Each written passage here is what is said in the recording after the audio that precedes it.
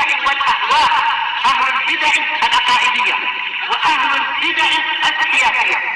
نقول بيننا وبينكم السلف، بيننا وبينكم الكتب، كان فيقول البدع بيننا وبينكم. Bismillahirrahmanirrahim. Alhamdulillah, salatu wassalamu ala Rasulillah wa ala alihi wa sahbihi wa ba'd. Kita akan meneruskan bacaan kitab Bulughul Maram yang ditulis oleh Al-Hafidz Ibnu Hajar Al-Asqalani rahimahullah taala. Pada pertemuan telah lewat kita masih di Kitabus Shalah. Kita sudah masuk Kitabus Shalah. Babul Mawaqit, bab tentang waktu-waktu salat.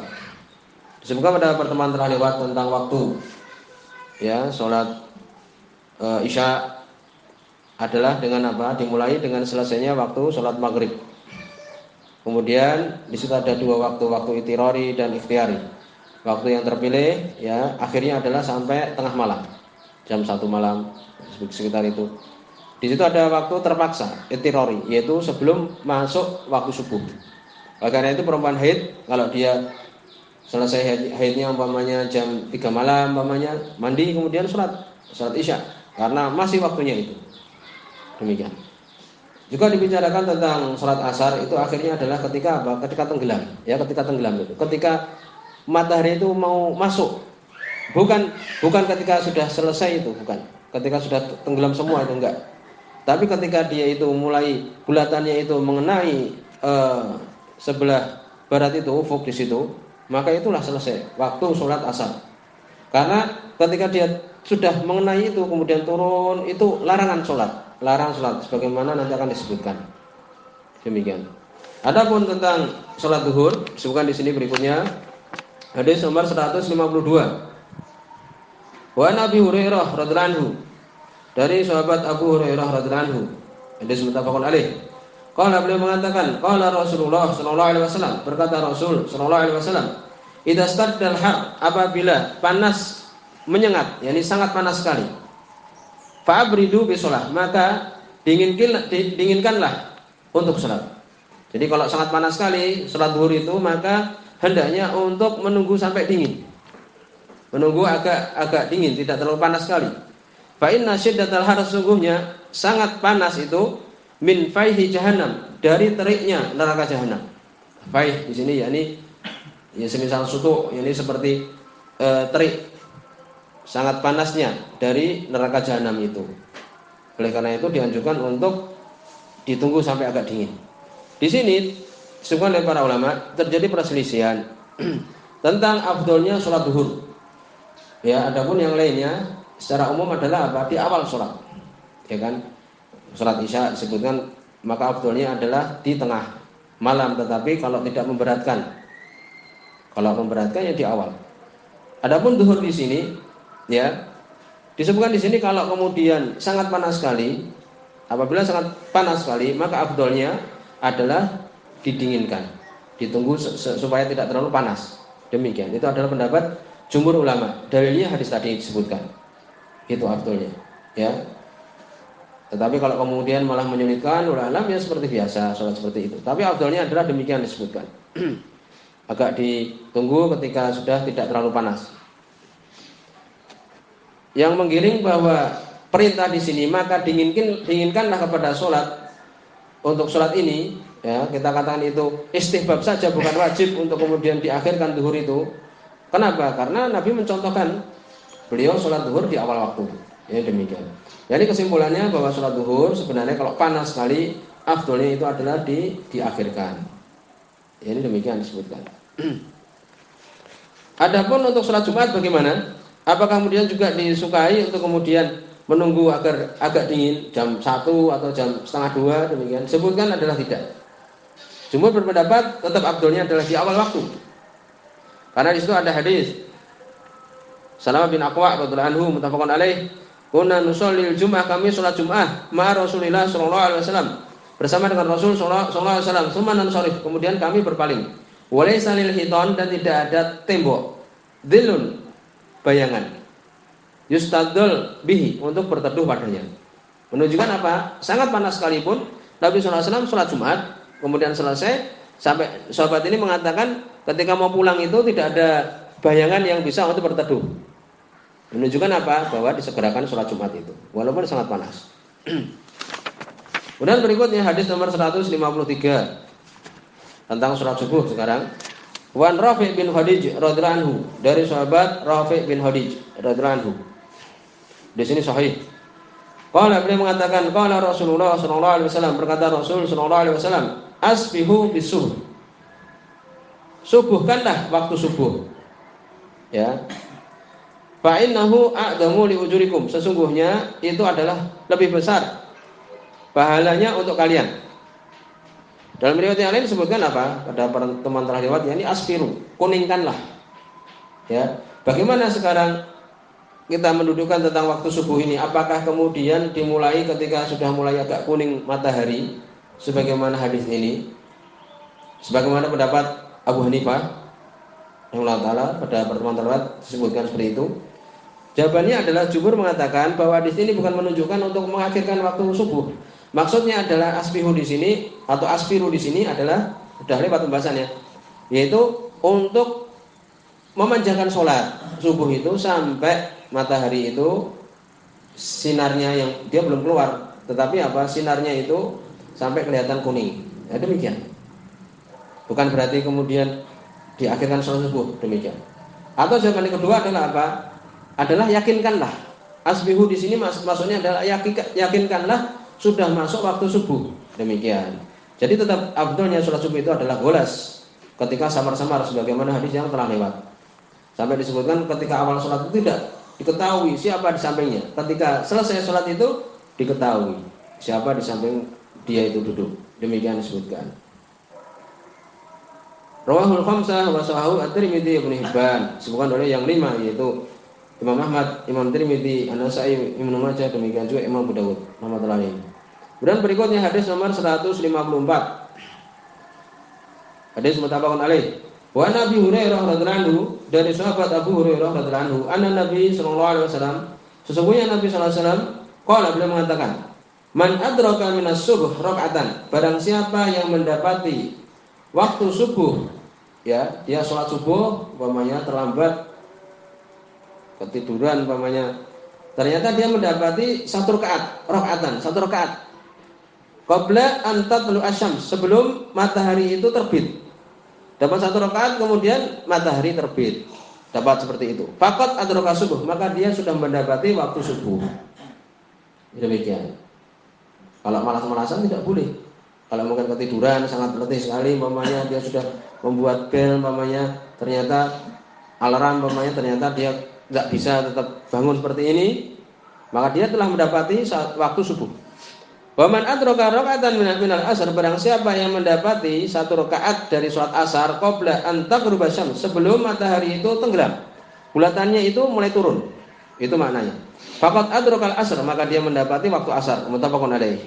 Ini demikian. Ini juga menunjukkan akhir dari waktu subuh, demikian juga akhir dari waktu asar. Ya, demikian. Muttafaqun alaih. Wali Muslim, kemudian disebutkan oleh Imam Muslim rahimahullah taala, an Aisyah radhiyallahu anha, dari Aisyah radhiyallahu anha, nahwuhu, semisalnya. Wa qala, di situ ada tambahan apa? Sajadatan, mendapatkan satu sujud. Badal pengganti dari rakaatan, dari rakaat. Ini lafadznya adalah barang siapa yang mendapati satu sujud. Demikian. Tsumma qala, kemudian mengatakan wasajadatu inama hiya rak'ah. Sajadah di sini maksudnya itu adalah rakaat. Maksudnya sajadah di sini yakni rakaat. Oleh karena itu nanti terjadi perbincangan. Apakah yang mendapati satu sujud itu seperti mendapati satu rakaat? Ya, nanti disebutkan adalah tidak. Tetap maknanya adalah satu rakaat maksudnya. Di sini ada beberapa permasalahan. Ya, ini tadi, barang siapa yang mendapati waktu subuh, demikian juga waktu asar, satu rakaat sebelum keluar waktunya tadi. Di sini menunjukkan jelas di sini bahwa dia masih mendapati waktu sholat tersebut. Masih mendapati waktu sholat tersebut. Hampir ketinggalan dia itu. Kalau seorang pemainnya membeli tiket untuk pesawat atau mungkin untuk kereta api, sudah mau berangkat dia, terburu-buru masuk di situ pas berangkat. Ya, demikian. Dia masih mendapatkan waktu sholat tersebut. Apakah kemudian seseorang yang dia itu maduna rakaah, di bawahnya rakaat, seperti sujud saja, Apakah mendapati waktu sholat itu? Jawabannya tidak. Jawabannya adalah tidak. Ya. Annahu la yu'addu mudrikan li sholat. Dia dianggap tidak mendapati sholat tersebut. Ketika dapat sujud tok dia, ya, sujud, kemudian beberapa saat kemudian sudah habis waktunya. Demikian, tidak mendapati. Sekarang dibicarakan bagaimana kalau seseorang itu meninggalkan sholat amdan sengaja, tanpa udzur, malas-malas, kemudian waktunya habis, meninggalkannya sampai keluar. Apakah dia membayarnya, menggantinya? Santai-santai sholat-sholat, demikian kerja, dia kerja lembur dari asar, kemudian berpikiran, wah nanti aku sampai di rumah masih dapat waktu asar, ya jam 5:04 masih sampai di rumah, kan masih dapat dia. Walaupun seperti ini adalah bermudah-mudah. Kalau kita berpendapat berdosa karena meninggalkan sholat berjamaah. Tapi menurut Imam Syafi'i rahmatullahi alaih bisa sholat di rumah, karena tidak wajib, kan cuma sunnah saja, sunnah muakkad. Sudah taruhlah seperti itu, sholat di rumah dia, mandi dulu ya, baru sholat, dapat dia. Ataupun mepet sekali 5:30 dapat dia. Allah musta'an. Ya pemalas seperti ini. Tapi kita katakan kalau menurut kita ya ulama ya berdosa karena meninggalkan sholat berjamaah. Demikian. Tapi kalau kemudian ternyata di tengah jalan dia mogok atau mungkin macet akhirnya sampai di rumah pas adzan maghrib. Apakah sekarang dia meninggalkan sengaja ini kan? Apakah dia sengaja sekarang ini membayar atau mengganti sholatnya? Terjadi khilaf para ulama. Jumhur mengatakan ila anna man akhara shalah bi ghairi udrin hatta kharaja waqtuha ya'sam.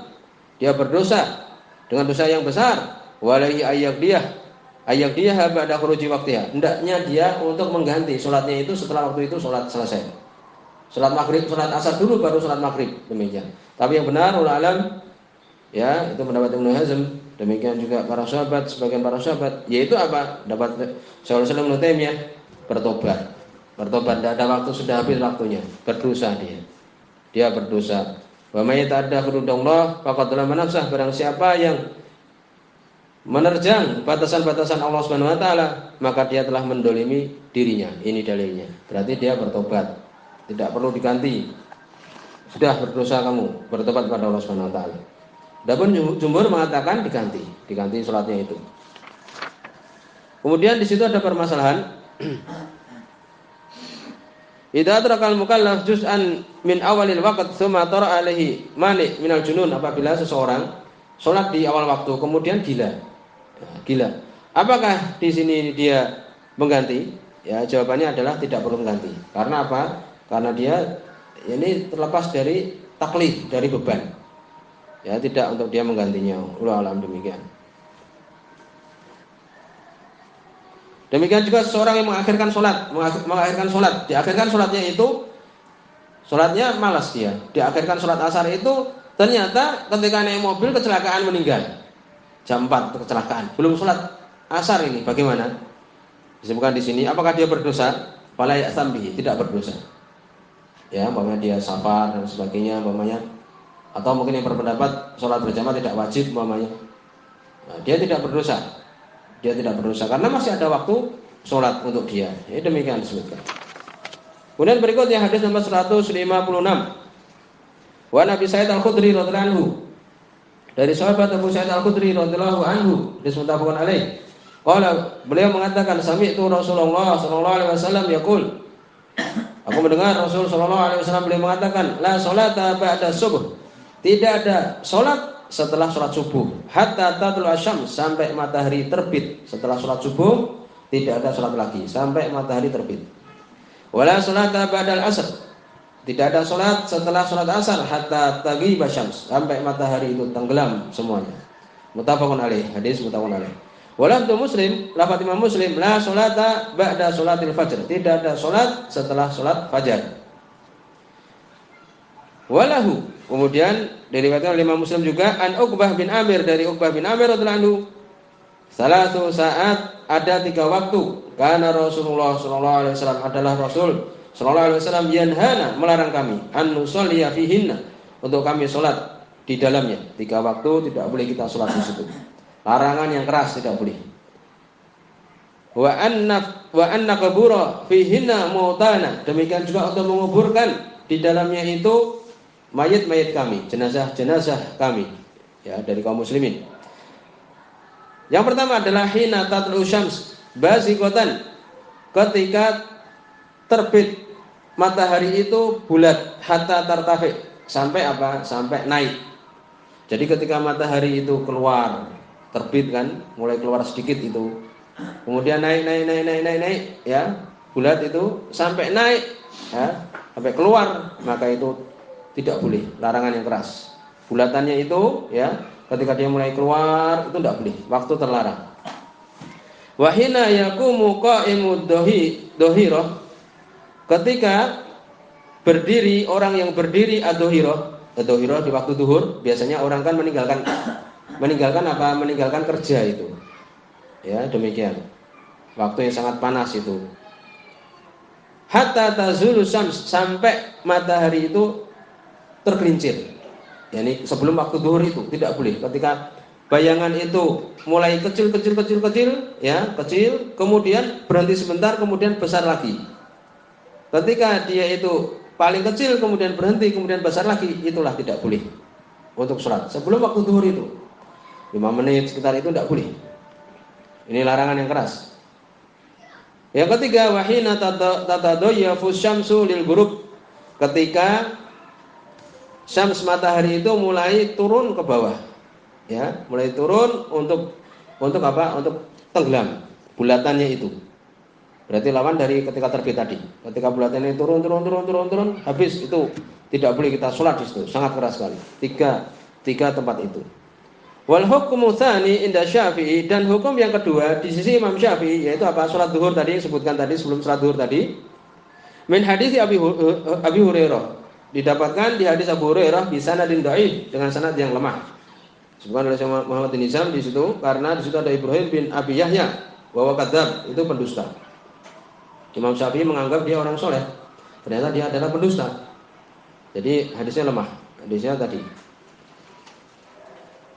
Wazada, dan ditambahkan di situ illa yaumul jum'ah, kecuali waktu Jumat, ketika hari Jumat. Tapi tadi adalah lemah tadi.